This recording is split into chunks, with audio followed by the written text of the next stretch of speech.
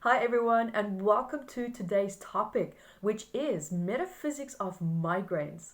So most people have been affected by this condition, and if you haven't experienced one, then I am sure that you know someone who has or still does suffer from this debilitating condition. Now, in research, it has been noted that an average person who suffers from migraines rated the worst migraine pain as higher than the pain felt from kidney stones or pain felt from a bone that was broken. Now, more than 36 million Americans also have migraines, which 3 times more of actually are women who are affected by these migraines compared to men. Now, why do more women suffer from these migraines than actually men? Now, there could be many answers in this case, and the question to this is, however, the most common one is that migraines can also be linked to a woman's menstrual cycle. And while we are on the topic of biological reasons, as well as we want to cover medical reasons. So also what I will share with you is research and also psychosomatic root causes and the patterns that might actually be playing out in your life if you are challenged by migraines. Now, migraine symptoms could also be a result perhaps of fluctuations in the blood flow in the brain, and also the pain that starts as a result of these changes also seems to be caused by waves of activity of groups of brain cells. And this triggers chemicals such as, for example, serotonin that narrows the blood vessels. Now, the chemicals that are released cause nerve endings around the brain to send signals to your central nervous system. And this can result in the throbbing that you feel in that short migraine that you might have. Or, for example, the migraine in some cases, for unfortunate most majority of people, can last for hours. Now, that means this is an ailment of the nervous system. And basically, you have a very sensitive nervous system. And migraines can also be triggered by different factors, such as disruptions and instability in the way that the brain deals with incoming sensory information. The incoming sensory information that is disrupted can be influenced by psychological changes, for example, like sleep, exercise, hormones, and also hunger pangs. But then again, we also need to look at the emotional stress that was triggered that caused the psychological changes, for example, in sleep, in exercise, and hormones, and also appetite. As metaphysical anatomy, we also have an emotional body, which means that certain dominant stresses and also emotions are actually held in various parts of the body. And when our environment triggers certain emotional stress points in the body, then we can experience physical discomfort in that part of the body. So to use migraines as an example of this in metaphysical anatomy, migraines are felt in the head, which psychosomatically translates to emotional control, whether you feel controlled in your life or if there's a strong desire or need to be in control. And we also have the nervous system as another component and also a factor when we look deeper into migraines. And also the nervous system psychosomatically translates to the flow of communication in our life, whether we feel communication is a challenge for us or whether we feel that the people who communicate to us are challenging us. And also, while we are on the topic of control, I do invite you to also have a look at my video called Control or Be Controlled. So we now know 2 key factors when we look at the psychosomatic patterns behind migraines, which we will dig in much deeper during this talk. Now, the pain you feel in your head is secondary. Although it might actually feel that it's the cause of your anguish, it is only part of it. And the actual pain that you feel is a secondary issue into a much deeper root cause that could also have a strong connection with hormones and also environmental stress factors that cause certain gene expressions to be switched on or off. Now, pain in metaphysical anatomy psychosomatically translates to deep feelings of powerlessness, injustice, resentment, and also feeling out of control. Now, 99.9% of the time, these strong underlying emotions are completely unconscious, and the pain is actually trying to bring your full attention to the unresolved emotional and blocked stress in your body. Just looking at this medical explanation is already a clear indication of whatever it is that's being communicated to you or what you are not communicating is causing you anger, frustration, and irritation. And the pain is showing you that you are suppressing a great deal of anger related to the issue that you're not communicating. And the psychosomatic aspects of blood flow also relate strongly to communication and giving and receiving as well. So it begs the question, where in your life are you giving too much and you're not also communicating your need to receive in return? So in this case, this alone is triggering your poor boundaries, not just with yourself, but your boundaries that also relate to communicating how you feel, and the fact that you're not communicating in a way that is heard and respected. And that's a clear indication that there are unresolved trauma and perhaps stress associated with communication. And you also need to be more specific and communicate your needs at a time when you know you should be standing your ground, and also expressing what it is that your needs are, and also to say what you need to say in order to bring balance back into a situation that now has become out of balance. And in this case, to your disadvantage and most likely to your detriment. So in this case, it is also very important to look at the body as a whole unit. Just because the pain is felt in the head area, you might think that that is the starting point of it. And if you are familiar with my research, you will also know that the answer to that is no. Your head is not the starting point. The pain in your head is the final expression of the deeper root cause. So let's start by self-observation. You need to observe the patterns that come forward when you have migraines, which for example means is when you have a migraine, what other symptoms comes with that? Do your sinuses flare up? Do you have neck pain? Do you feel nausea? Or do you feel, if for example, if you are a woman, do you have menstrual cycle coming up?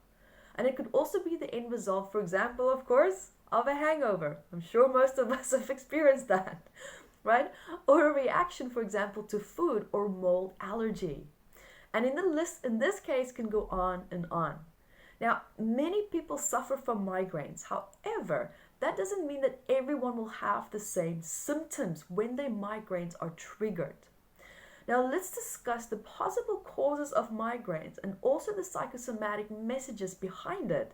And then later in this talk, I will also share more psychosomatic patterns that relate to migraines in general. Now, firstly, did you know that 90% of headaches and migraines actually come from the gallbladder?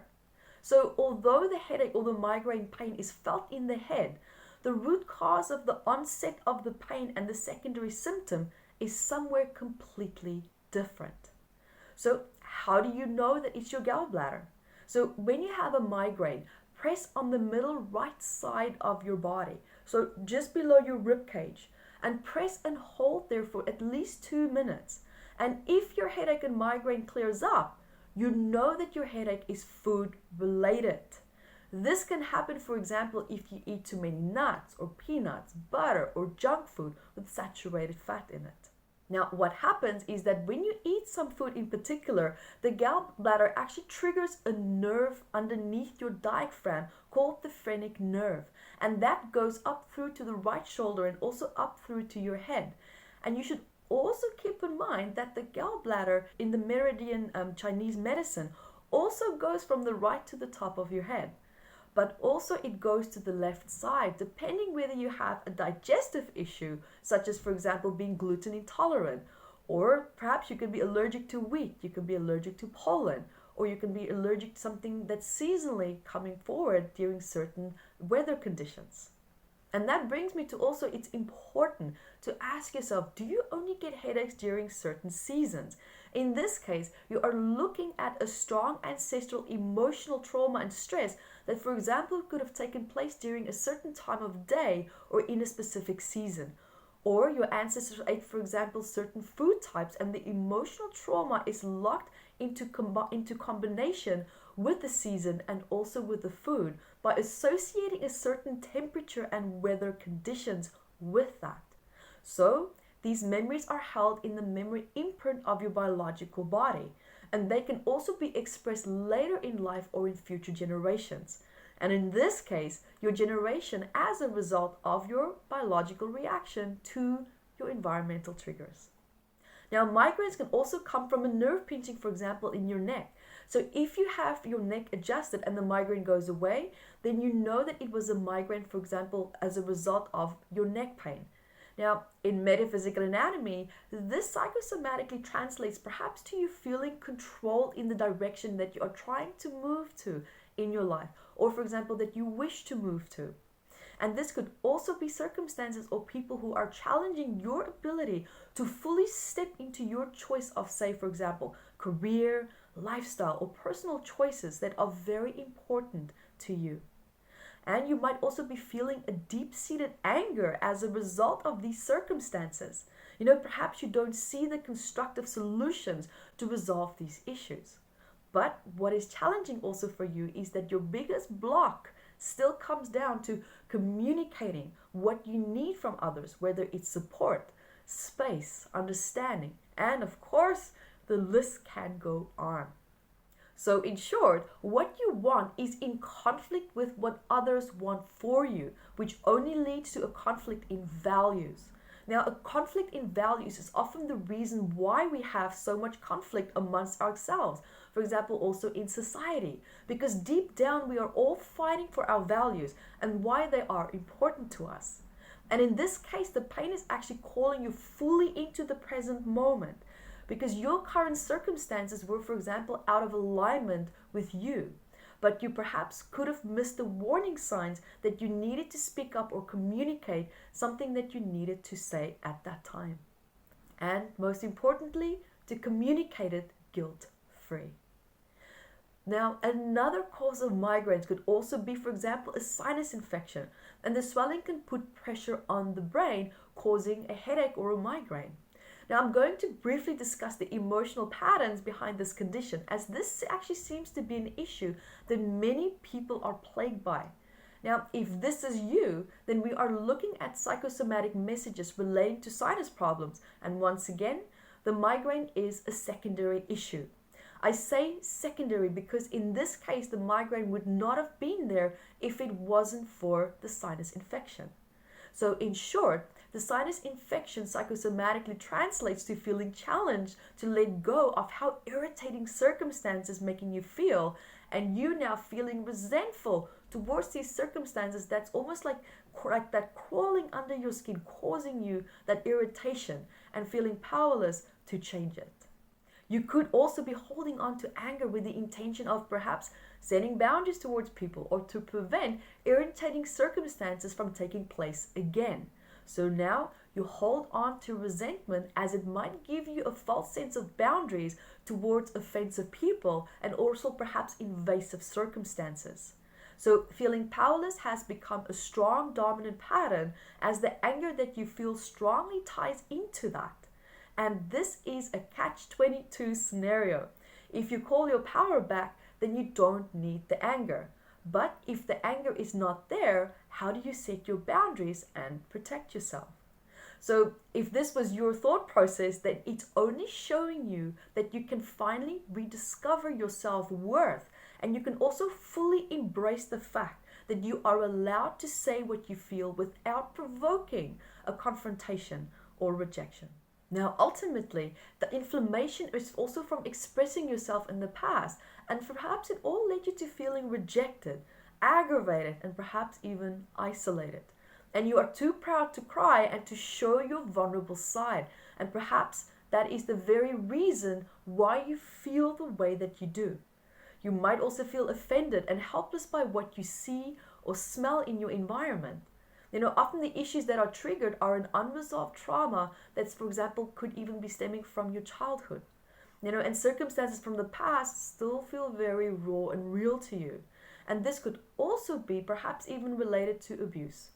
Were you, for example, ever hit in the face or on the nose, right? So suppressed trauma related to this may have been activated in your life as a result of you emotionally stuck, for example, in a hostile circumstances or with people that might have teamed up against you, causing you to feel this way. Now, migraines can also be a result of menstrual cycles. So when you're changing hormones in the body, And this occurs also just prior to the onset of the menstruation. And then it also may be due to, for example, a natural drop in the progesterone levels. Headaches and migraines can also track back to also ovulation stages when the estrogen and other hormones hit their peak.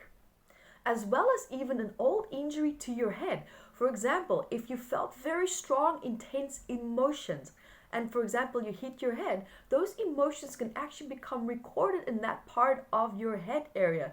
And if you, for example, hit that part in the head area again, because remember, the body actually can store emotions in different locations on the body.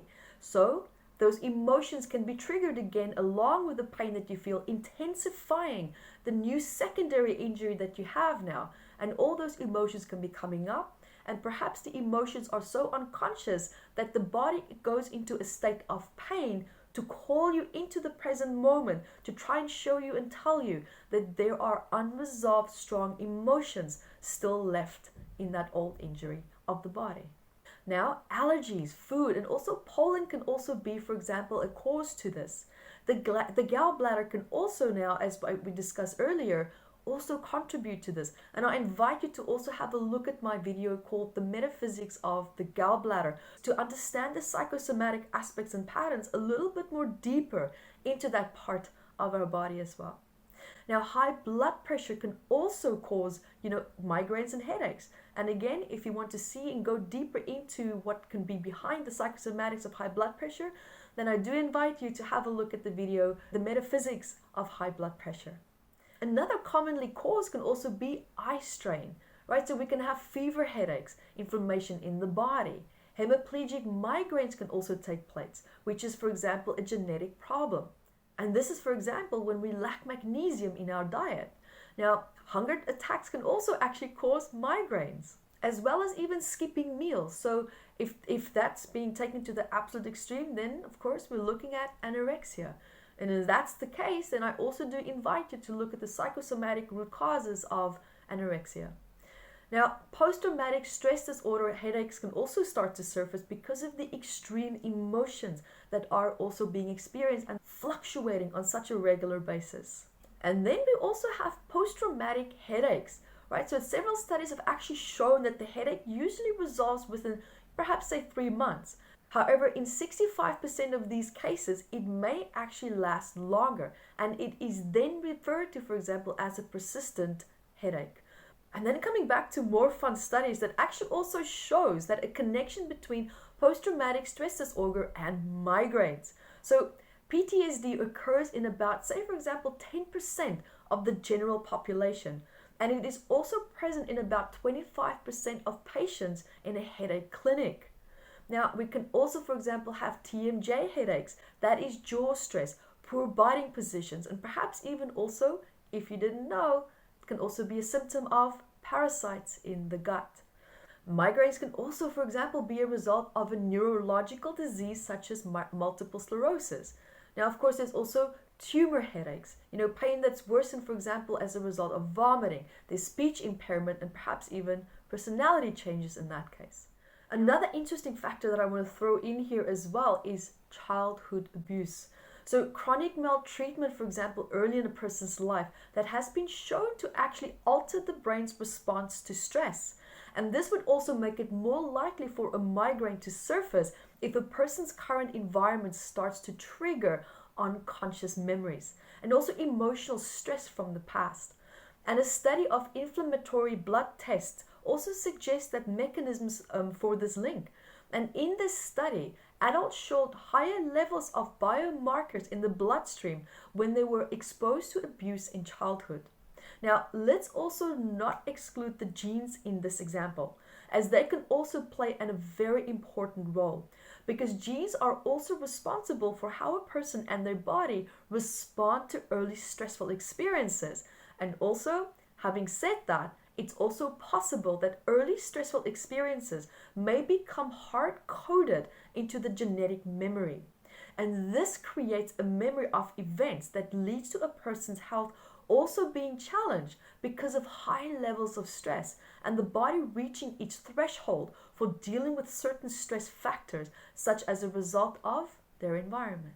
Now, as a result of this childhood abuse, there could be a great deal of suppressed anger, and quite often the person is not even aware of the suppressed anger, as they have become so used to ignoring it, because anger was an emotion that would only cause them to be abused again and perhaps even rejected. So there's a negative association that's been made with anger, and it was never safe to even be allowed for them to express their opinion. And it could also relate to expressing, of course, in this case, boundaries. Okay, and also with too much anger, there may be an overcompensation for a loss of boundaries during your childhood or during your adult life. Now, here is the general overview of psychosomatic patterns relating to migraines and also headaches. So if you are challenged by this, then listen up. So if you suffer from intense migraines, then you perhaps have poor personal boundaries and you don't know when to say yes and when to say no. And you often end up saying yes when you actually wanted to say no. And you end up in a very conflicting circumstances that you cannot get out of. And you also feel that, for example, should I stay or should I go? And this normally relates to feeling conflicted between, for example, even two parents that are always in conflict, and you felt stuck in the middle. Now, bear in mind, you might find yourself in circumstances in your life right now that is not necessarily between your parents, but it can be circumstances, can be reminding you of times when you did feel stuck between two people that you deeply adored and loved. Now, you could also be sabotaging your ability to express clear boundaries, and this makes you feel resentful towards yourself, your circumstances, and the people who are taking advantage of you as a result of this pattern. And you often perhaps overwhelm yourself by having too much to do. You overload your life and your schedule to drain out the unspoken words and also all the unresolved arguments from your past and even perhaps your current life in the here and now. And there's also a great need to be heard, to be acknowledged. However, you fear any amount, for example, of attention focused on you. So, as a result, you might unconsciously actually create circumstances that will emotionally cause you to have an emotional breakdown. And only then, in that place of pain and powerlessness, do you find the strength from all that adrenaline and all that suppressed anger coming up to finally say what you need to say. And this can become a negative cycle that continues to loop as you start to rely on emotional crisis in order to access your suppressed anger and then speak up. Now, the migraine also often benefits you because it allows you to say no and to express boundaries. The migraine can also sometimes be used as an excuse to get out of situations where you would have given in instead of listening just to your gut instinct and expressing your needs. Now, even though the migraine is unpleasant, an important question to ask yourself is, what would you have to do or deal with if the migraine stopped? Right? So sometimes the answer could be, then I would not have enough time for myself. You would have to face for perhaps a problem or a conflict that you are avoiding. You would have to deal with perhaps circumstances that make you feel out of control. Another question to ask is, what am I trying to push out of my life? What are you stuck, for example, stuck in circumstances, where you have to express the ability to stand strong within yourself. You know that your circumstances perhaps are not in alignment with you, and you feel helpless to change that, as you perhaps don't have the support that you need in order to create this change. And whether it's a change in your present life or how you deal with circumstances resulting perhaps even from your childhood. You might also feel under tremendous stress to perform and to please others. And you often get involved in situations that are neither your responsibility nor your problem to even begin with. And you find your self-worth and your sense of purpose by relentlessly serving others. Your need to save and to help or to rescue others is always a priority. However, this pattern is only a reflection of what you need yourself. You give the energy that you need yourself. I also invite you to observe your relationships and also the dynamics that play out in them, as this is a mirror of what needs to be attended to within yourself. right? This pattern gets the better of you and you end up pulling the short end of the rope. And this only makes you feel bitter and unsupported and angry and resentful. And you are placing yourself under tremendous stress and also pressure. You experience a great deal of pressure and also high expectations during your childhood perhaps as well. And you often feel irritated and frustrated by everything and everyone, as you always allow people into your space and into your life with no clear set boundaries. All of your problems are magnified and seem bigger than life itself, as you may have now reached a point where you are exhausted and you have exhausted all perceivable options to improve your life. And this migraine is calling you actually back into your power. Now, interesting research that I want to share with you.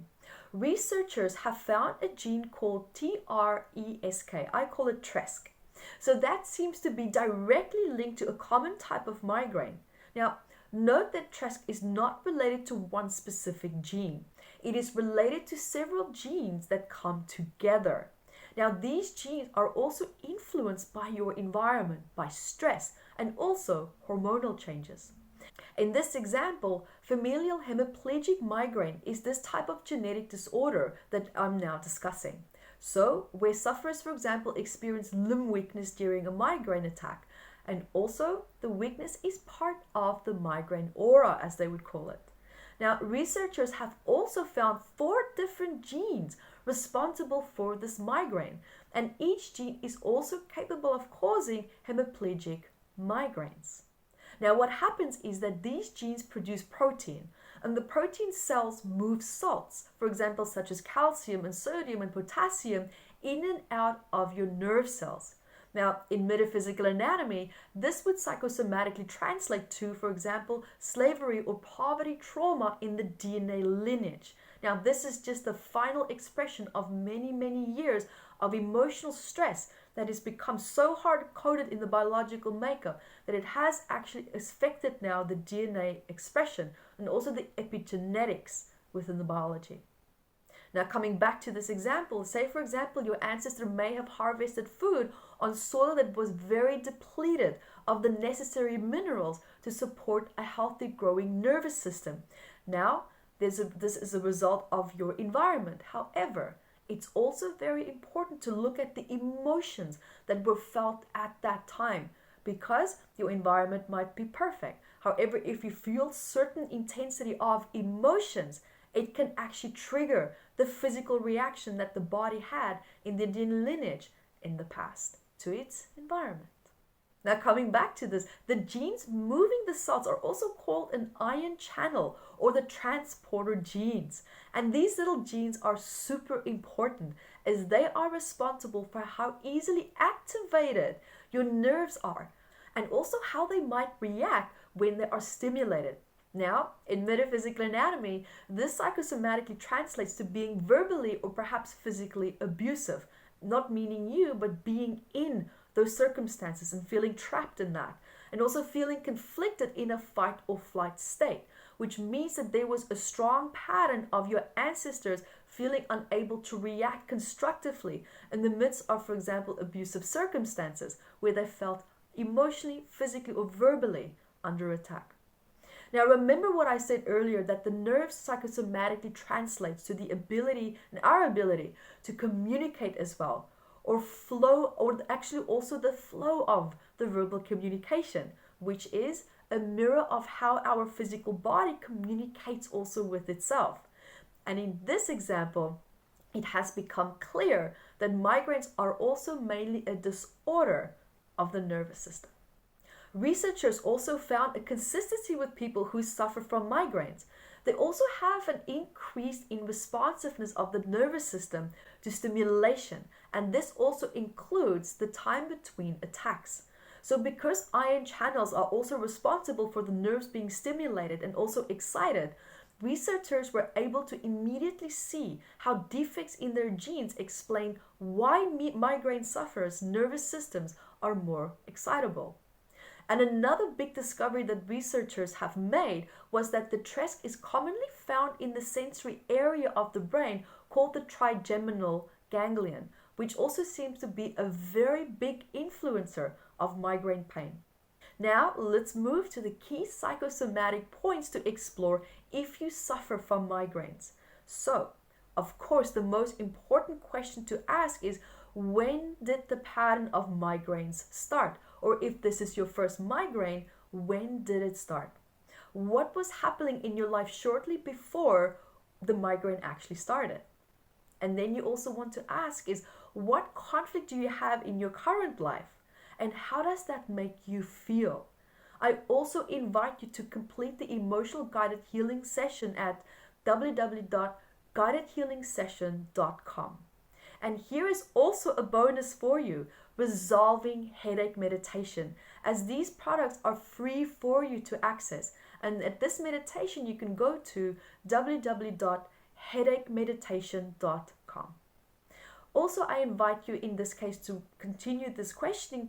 Key points for you is to place your hand where the migraine, for example, is. What is the message that the migraine is sending you? If it had a voice, remember, be playful.